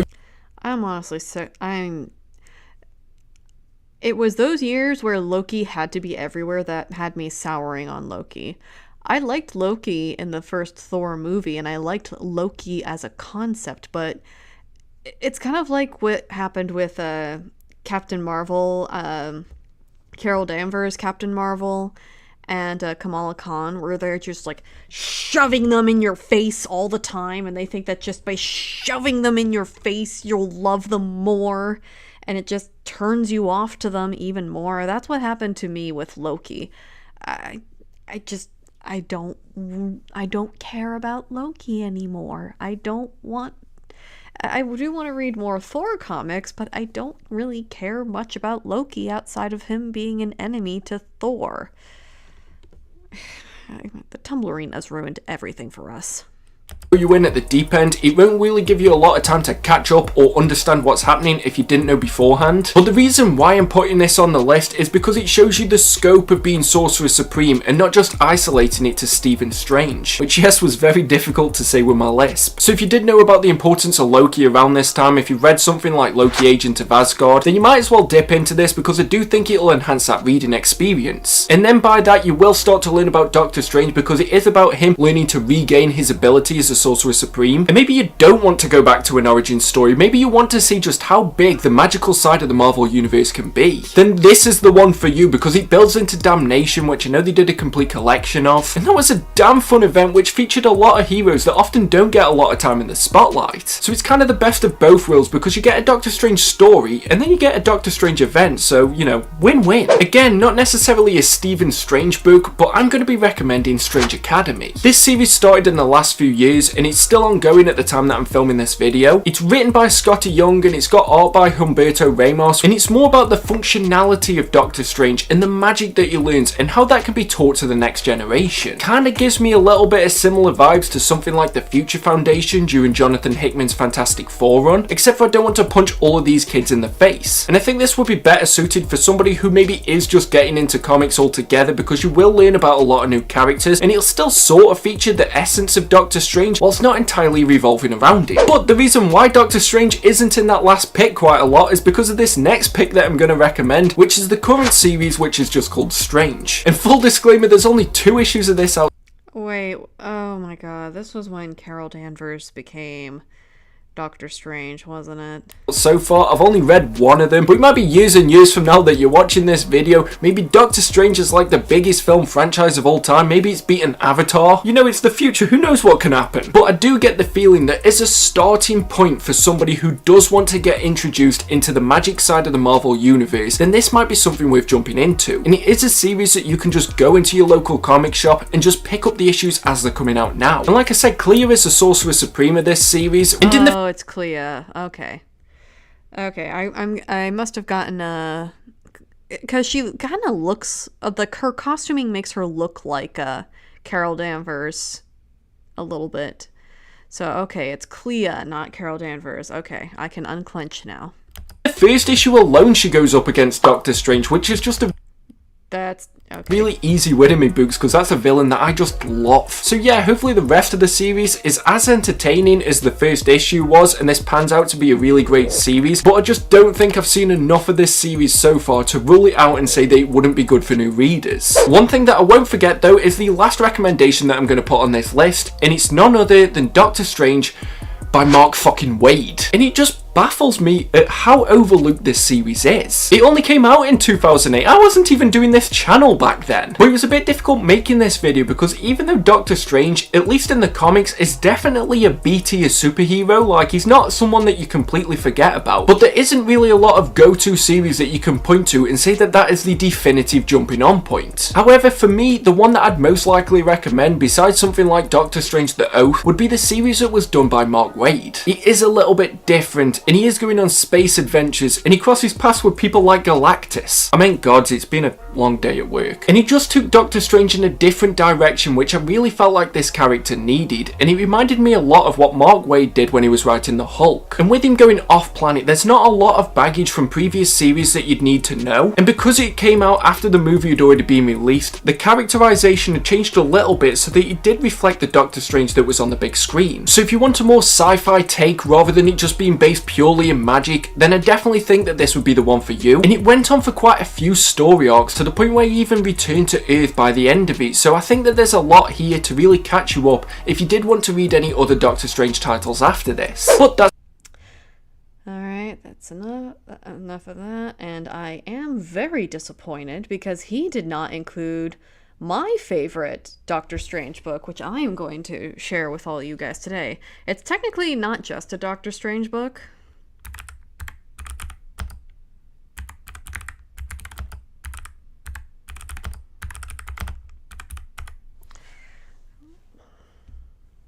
So the book itself is called Doctor Strange and Doctor Doom Triumph and Torment. Let's see, get me an image here. Okay, getting a hold of this comic is a bit of a bitch, but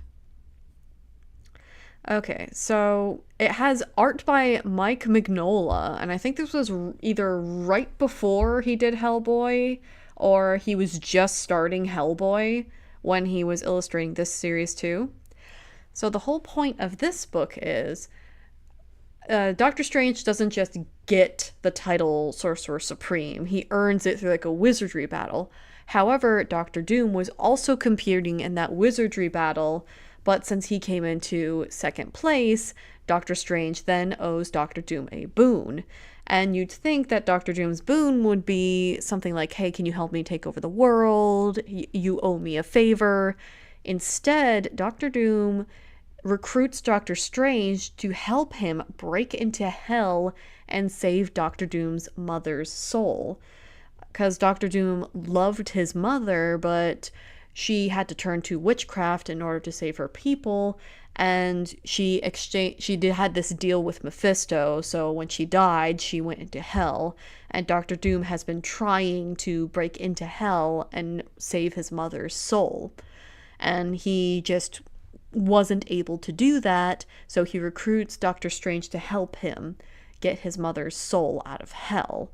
And it's actually a very good glimpse into both characters. Like, it looks into why Doctor Strange became the way he is, but it also adds nuance to Doctor Doom as well, because yes, Doctor Doom is a villain, yes, he is a dictator, and yes, he's just an all-round dick, but he does have a softer side to him. He does have a very sensitive side to him, and that's what this series was looking into. Now, let's see if I can find the Matt Draper video of it.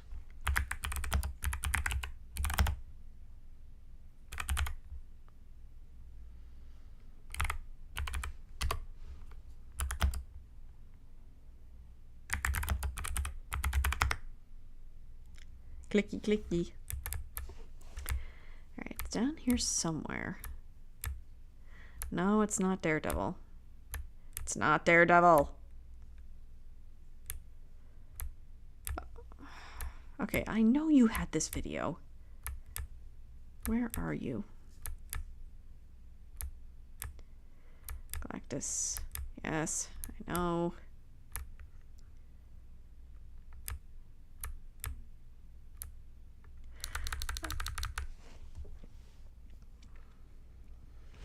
Maybe if I just looked up Doctor Strange.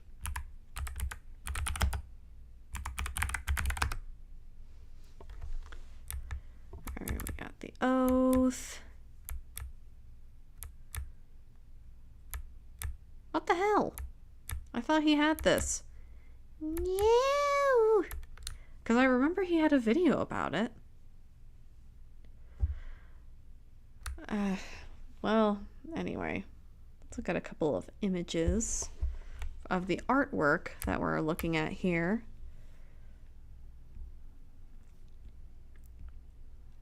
So there's one of the images, some classic Mignola artwork. He also did some artwork for a Solomon Kane book, and he did artwork for the Quorum series, the Michael Moorcock Quorum series.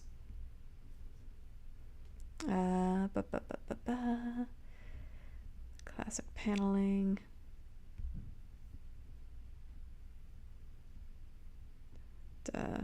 This is, I believe, the final scene of the book. No spoilers, obviously. I'm not going to spoil the book for you. I want you guys to, at the very least, attempt to pirate this comic book to read it, because I understand that money is tough and no one wants to spend over $100 on a single graphic novel. But, let's look at his video about the Oath.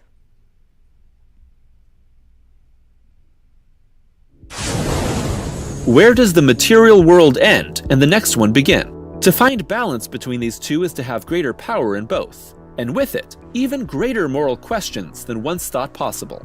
Few of Doctor Strange's comic book adventures have explored his unique duality as both sorcerer and surgeon to the same degree as the 2006 limited series Doctor Strange: The Oath, the work of writer Brian K. Vaughan and artist Marcos Martin.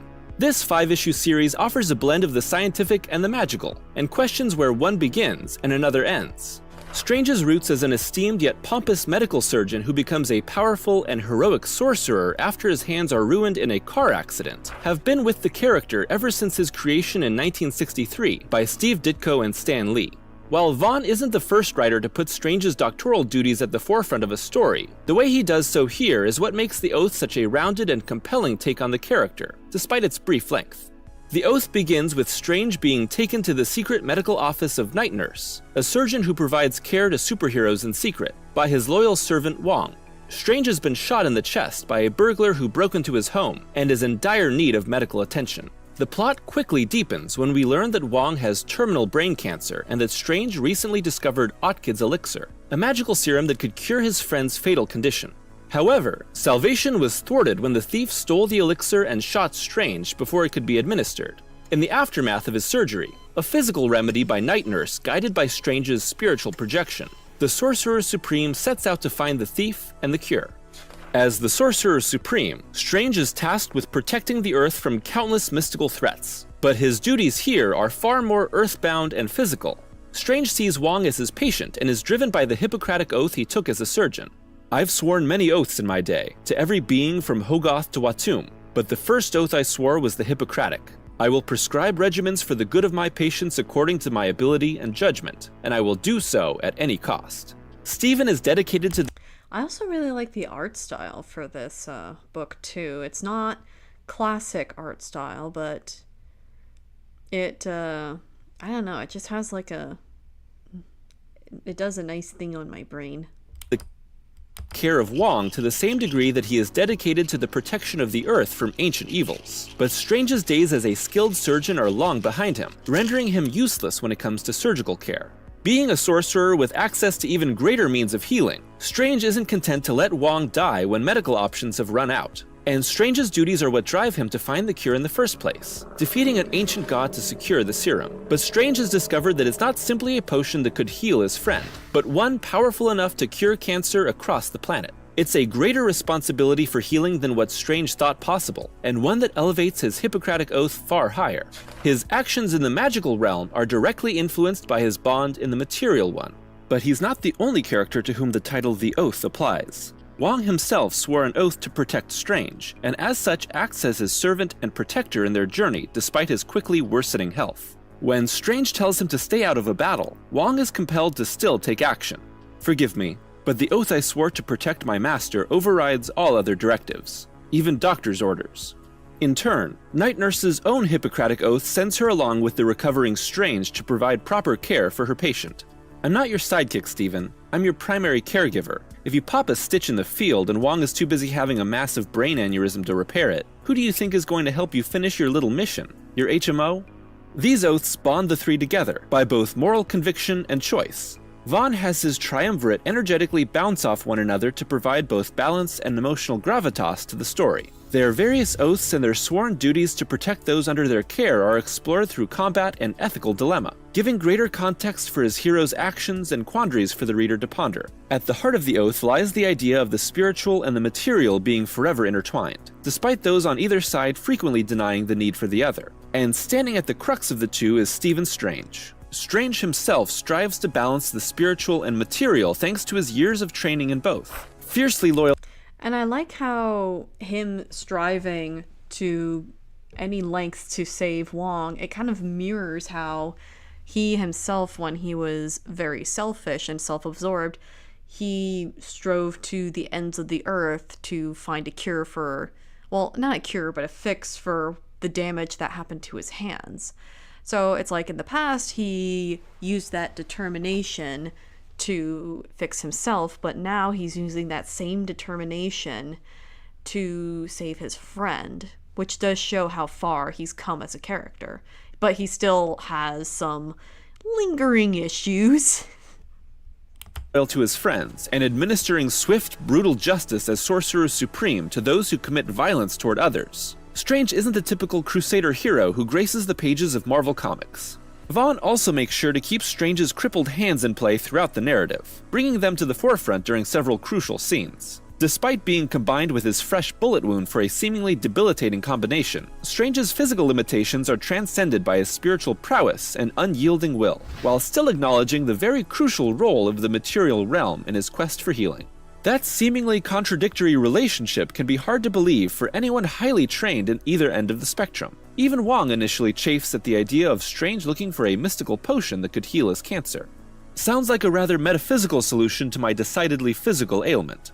The spiritual and the material are more intertwined than one might think, Wong. For most of our lives, they exist independently, running parallel to one another. But every so often, the two intersect. This search for balance is what informs the importance of the various oaths in play, the thematic conflict between mystical cures and medical ones, nearly every fight spread throughout the 5 issues, and the motivations of the story's heroes and villains. Whether consciously or not, every character in this series must acknowledge the equal value of both the material and the spiritual before they can actually make a difference. Those who do not find balance succumb to their folly.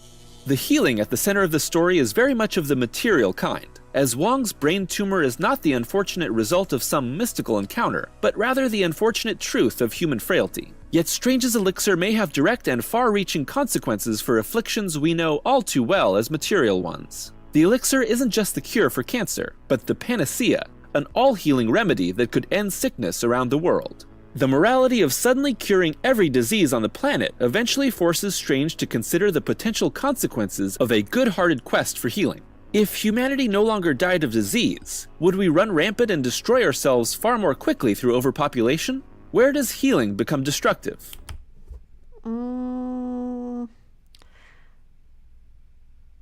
I mean, it's not like the potion makes people immortal. I mean, human bodies were not built to live forever. So just because you cure a disease or cure all disease doesn't mean that humans are just going to live forever. We eventually decay. So that's... and we eventually get into accidents and stuff like that. Like, accidents are not diseases. So, that's kind of a far-fetched way to put it. Vaughn is most well known for his original, non-superhero comics, but when it comes to his work in a comic like The Oath, he leaves an impression. "I never worry about tropes or what has been done before," said Vaughn in an interview with the Daily Beast discussing his work in the superhero realm. "If you start from that place of, I have something to say about the real world, it will always feel fresh, and hopefully provide a unique, idiosyncratic perspective." In The Oath, we can see Vaughn grapple with mortality, big pharma, spirituality, and the morality of healing. Thematically, the magical and the physical are present in every fight throughout The Oath. Strange's mystical defenses are penetrated by a deadly, magically empowered bullet. A fight with a massive demon is solved through the use of a gun, a shot rendered all the more difficult due to Stephen's shaky hands. The final showdown over the fate of the elixir is turned into hand-to-hand combat due to the prevention of magic being used. These clever motifs enforce the story's thematic resonance. Over and over, spiritual meets material, sometimes through direct physical contact. It's gorgeously brought to life by Martine, whose characters are very human, even when rendered in a slightly heightened, cartoonish look. The result is that Strange's fragility remains crucial throughout every issue, placed at the forefront of the reader's mind from his illustration. Stephen's crippled hands are highlighted multiple times, and his weakened state from being shot is reinforced by his thin, reedy physicality. As for the comic's central villain, the intersection of the magical and the physical, and the unintended damage it causes when unbalanced, provides the context for his motivation. Dr. Nicodemus West was the surgeon who had operated on Strange's hands after the hero's life-altering car accident. West had failed to heal the damaged nerves, and while the injury set Strange on a greater path, West was left watching countless patients die who could have only been saved by Strange. Their deaths weighed heavily on his conscience, eventually driving him to try to find Strange and heal his hands, to set right what had gone wrong. Like Strange, his journey brought him to the Ancient One and his mystical training. However, Impatience and the overwhelming desire to directly apply his mystical knowledge to the healing of diseases and injuries caused him to end his training abruptly. While an initial success saving the life of a young girl spurred West on in his rushed attempt to bend the physical to the will of the spiritual, the horrific death of a man who had been originally denied surgery by Strange tragically ends the Doctor's misguided quest. Now the head of Timely Pharmaceuticals, West is determined to destroy the serum, both to keep his company in business and to prevent the potentially catastrophic effects of overpopulation. There's something to be said in favor of West's opinion on the panacea. He's not simply out to make a profit, but it's clear that there's something broken within West's views on where soul and body meet. The Doctor once failed to give the limitations of our bodies its due respect when emboldened by his newfound magical powers, and it's haunted him since then. Someone who once attained greater spiritual enlightenment, only to see it all come crashing down due to physical limitations, cannot simply believe that the panacea would ultimately bring about something good. West's belief in the incompatibility of magic and science means that he not only limits his own capabilities, but also the potential for healing on a much wider scale. Rejecting what could be a far greater union means West applies his own flawed reasoning and past shortcomings to something that is beyond his understanding. Strange makes sure to call West out on his myopic views. All doctors make mistakes in their careers, as do mystics like us. But it's our duty to own up to those errors, not to hide from them by placing blame where it doesn't belong.